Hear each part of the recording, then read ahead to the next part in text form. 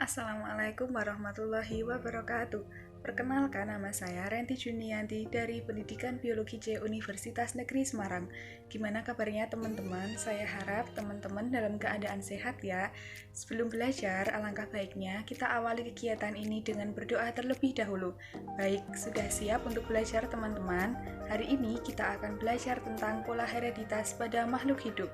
Sebelumnya, teman-teman tahu nggak sih kenapa dalam satu populasi terdapat individu yang berbeda dengan yang lain? Contohnya, pernahkah teman-teman melihat benih jagung kemudian ada satu benih yang berwarna pucat atau tidak hijau? Contohnya lagi, teman-teman pernah nggak sih lihat ayam kreper seperti gambar ini? Nah, teman-teman, tujuan pembelajaran kali ini adalah untuk mengetahui pola hereditas pada makhluk hidup, khususnya gen letal dominan dan gen letal resesif. Untuk itu, mari simak pembahasan selanjutnya. Hereditas merupakan pewarisan sifat fisik, biokimia, dan perilaku dari suatu makhluk hidup kepada turunannya. Sifat menurun ini dikendalikan oleh substansi genetika, yaitu DNA yang terdapat di dalam gen. Nah, setelah kita tahu tentang pengertian hereditas, kita juga akan belajar mengenai pengertian gen letal. Gen letal atau gen kematian adalah gen yang dalam keadaan homozigot menyebabkan kematian suatu individu. Gen letal ini dibagi menjadi dua, yaitu gen letal dominan dan gen letal resesif. Nah, yang selanjutnya adalah gen letal dominan. Gen letal dominan adalah gen dominan yang apabila dalam keadaan homozigot akan menyebabkan individu mati. Contohnya yaitu pada ayam kreper dan juga Brachydactyly. Contohnya pada ayam kreper, apabila C besar untuk ayam kreper sedangkan C kecil untuk ayam normal, maka gen dominan C besar bila homozigotik, maka C besar akan letal, sehingga perkawinan antara dua ayam kreper akan menghasilkan keturunan dengan perbandingan dua ayam kreper dan satu ayam normal. Kemudian, contoh gen letal dominan yang selanjutnya adalah Brachydactyly.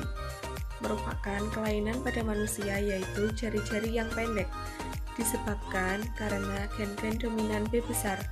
Orang berjari normal adalah homozigotik resesif B kecil, sedangkan Brachydactyly adalah heterozigotik B besar B kecil.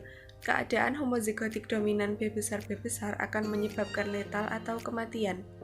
Nah, ini merupakan contoh dari Brachydactyly dan juga contoh perkawinan dari Brachydactyly, maka akan menghasilkan keturunan yaitu sebanyak 25% letal, 50% karir atau pembawa, dan 25% normal.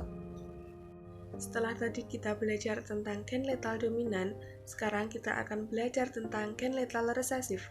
Gen letal resesif adalah gen yang menyebabkan kematian individu dalam keadaan homozigot resesif, sedangkan saat heterozigot, individu bersifat karir atau pembawa sifat yang akan diwariskan pada turunannya. Contohnya yaitu jagung albino, anemia sel sabit, dan juga ichthyosis congenital. Jagung albino atau Zeamyce albino. Tanaman yang belum memiliki akar sempurna ini selama kira-kira 14 hari menerima makan dari putih lembaga atau endosperma. Sesudah itu, tanaman berdaun hijau di samping menghisap makanan dengan akar dapat pula menjalankan fotosintesis. Persilangan dua tanaman berdaun hijau heterozigot semula menghasilkan keturunan 75% berdaun hijau dan 25% berdaun putih.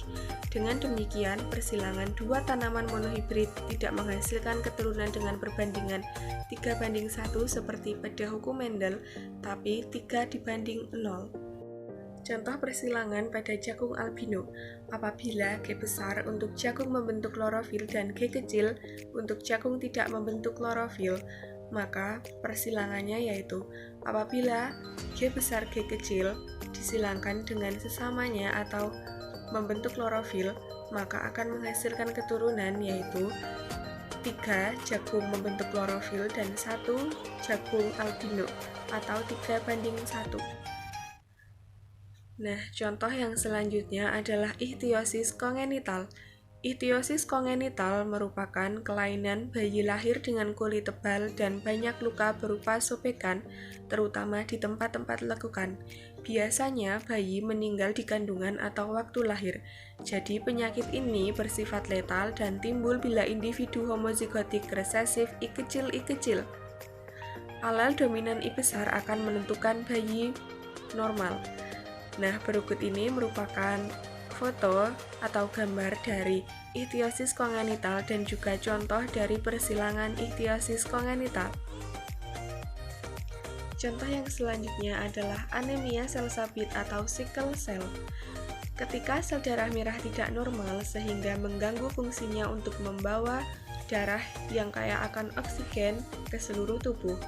Sel darah merah berbentuk seperti bulan sabit yang kaku dan mudah menempel pada pembuluh darah kecil. Akibatnya, aliran darah yang mengandung hemoglobin membawa oksigen menjadi terganggu dan mengakibatkan timbulnya nyeri serta kerusakan jaringan.